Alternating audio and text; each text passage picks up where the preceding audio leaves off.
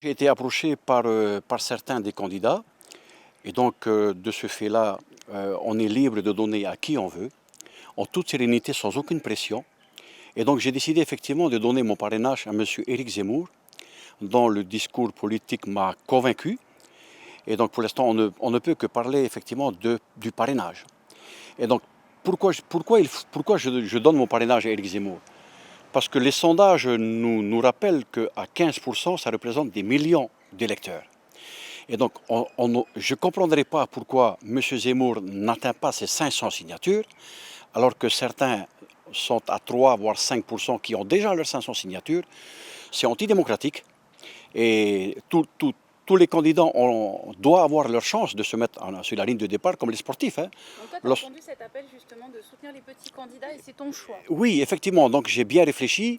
Donc comme je viens de l'évoquer, c'est en toute liberté, sans aucune pression que je donne ma signature. Je suis propriétaire de ma signature et je donne à qui je veux. Et par conséquent, j'ai décidé effectivement de donner à M. Éric Zemmour. Alors, est-ce que ton parrainage sera différent de ton soutien? Est-ce que tu sais déjà qui tu souhaites soutenir pour cette présidentielle? La logique dirait que lorsqu'on donne son parrainage, on le soutient également. Nous sommes un petit peu moins de 3 mois des élections. J'attends quand même de voir comment ça se passe. Mais si je donne à M. Éric Zemmour, c'est que son discours m'a convaincu. Et donc, on verra bien. D'ici le 10 avril, peut-être que mon choix se dirigerait effectivement sur M. Éric Zemmour. J'ai pris beaucoup de recul sur la politique locale et à l'occasion des élections présidentielles, j'ai décidé de m'inscrire d'abord et d'être un adhérent dans le parti Les Républicains, qui est quand même pour moi la première étape à franchir. Et étant entendu, bien sûr, qu'à l'issue des primaires du Parti Les Républicains, je me suis engagé à soutenir la candidate, aujourd'hui Valérie Pécresse, qui a remporté les primaires. Donc, dans cette responsabilité de soutenir Valérie Pécresse, il m'est chargé de constituer une équipe. Donc, cette équipe, elle est composée de diverses personnes, que ce soit de la société civile, voire même d'élus communaux, pour certains, dans différentes communes. Et l'objectif, en tous les cas, n'est pas de s'afficher pour montrer une forme de force politique. Je considère que la Polynésie a souvent été pris au piège par des postures que je qualifie de partisanes, qui consistent tout simplement à se mesurer. Pour ce qui me concerne, en tous les cas, et dans la campagne de Valérie Pécresse, l'objectif pour moi est de rassembler le plus de monde possible, être au-dessus des partis politiques. Il y a des élus du Tapura qui ne m'ont pas caché qu'ils allaient soutenir Valérie Pécresse, même des élus du Amouitaïra aujourd'hui qui se sont engagés à soutenir Valérie Pécresse. Donc on est dans un contexte de pluralisme en fait, c'est ça l'objectif, c'est d'apporter un pluralisme en Polynésie. Alors, ça peut prendre cette apparence, mais ne confondons pas une élection nationale et les intérêts locaux. Nous sommes sur une élection nationale, ce qui dépasse naturellement le clivage polynésien. Je m'inscris de cette manière.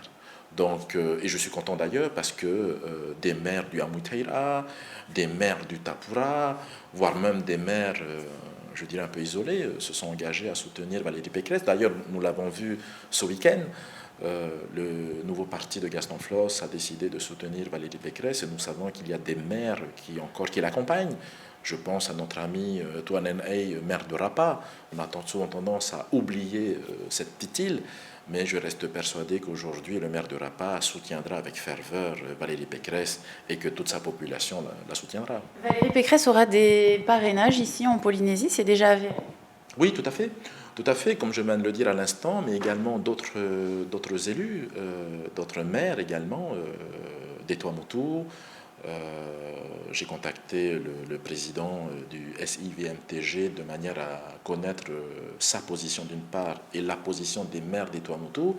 Certains, en tous les cas, seront tout à fait prêts à s'engager, voire même des maires de Tahiti, de la presqu'île en particulier. Les Républicains ont toujours eu un écho, alors sous une autre forme auparavant, mais en Polynésie française, un écho quand même retentissant. Ils sont toujours présents en Polynésie, même si la majorité s'est affichée en faveur d'Emmanuel Macron. Oui, oui, oui, véritablement. J'ai pu prendre contact avec des gens qui n'ont pas comment dirais-je, d'affinité particulière avec des partis politiques locaux, mais véritablement un rapprochement avec le Parti national, les Républicains. Donc ils sont restés fidèles. Ce qui a malheureusement été préjudiciable pour les Républicains, c'était justement les enjeux politiques locaux. Rappelez-vous, malheureusement, lorsque le Tahura Ouattara avait décidé de soutenir Marine Le Pen, et à ce moment-là, le parti s'est désengagé de son raccrochement avec les Républicains de l'époque. Donc, raison pour laquelle, je le répète, ne mélangeons pas les élections. C'est une élection nationale.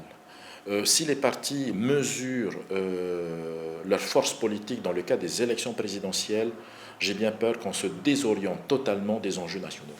Alors justement, dans le cas de la politique nationale, quelles pourraient être les perspectives des Républicains pour les Outre-mer et plus particulièrement pour la Polynésie française? Alors d'abord, il faut reconnaître quand même que les Républicains connaissent parfaitement les Outre-mer et la Polynésie en particulier, quand bien même beaucoup de personnalités ont changé au sein du parti. Donc je n'ai pas d'inquiétude à avoir par rapport à la vision que les Républicains peuvent avoir des Outre-mer.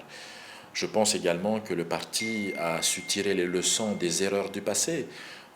J'entends déjà quelques échos venir dire, mais attention, c'est le parti qui a aussi fragilisé la Polynésie française. Là aussi, je m'inscris de manière différente. Le parti est une chose, les élus, et je pense notamment à M. Sarkozy qui a été président de la République, et moi-même j'ai eu à constater que certaines décisions que M. Sarkozy a pu prendre étaient très préjudiciables de la Polynésie française. Aujourd'hui, les leçons ont été tirées et les nouvelles personnes qui dirigent le parti Les Républicains savent de quelle manière il faut aujourd'hui accompagner les Outre-mer. Marcel Touhiani, est-ce que cet engagement politique pourrait aller au-delà des élections présidentielles? Est-ce que tu as des velléités militantes au niveau national? Au niveau national, non. Non. Ce que j'ai appris en politique depuis peu, c'est tout d'abord l'intérêt du pays. Donc je n'ai pas d'intérêt sur les enjeux nationaux. Les élections législatives n'est pas une élection qui m'intéresse. Et d'ailleurs, je considère que c'est une élection qui peut piéger les partis politiques la veille des élections territoriales l'année prochaine. Donc, aucune ambition nationale, par contre, beaucoup d'ambition locale. À quel niveau? C'est possible de savoir? Il y a des discussions avec peut-être certaines formations politiques? Non, des discussions, il faut pas lancer tout de suite le sujet. Mais si je suis revenu en politique par la porte des élections présidentielles, c'est pas pour fermer la porte au lendemain des élections.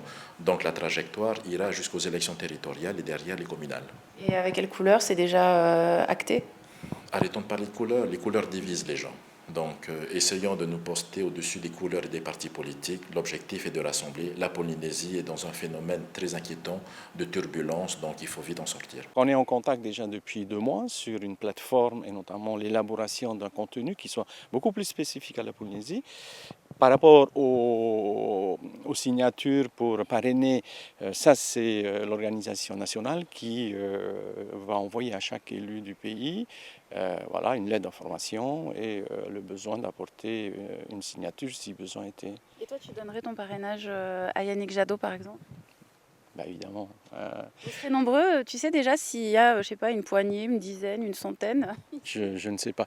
D'autant plus qu'il faut qu'on attende la désignation prochaine au niveau du conseil municipal pour savoir quelles sont les autorités qui seront susceptibles d'apporter, parce que ça aussi, ça dépend du mandat que nous exerçons. Mais si c'était le cas, bien sûr qu'on va apporter, avec fierté.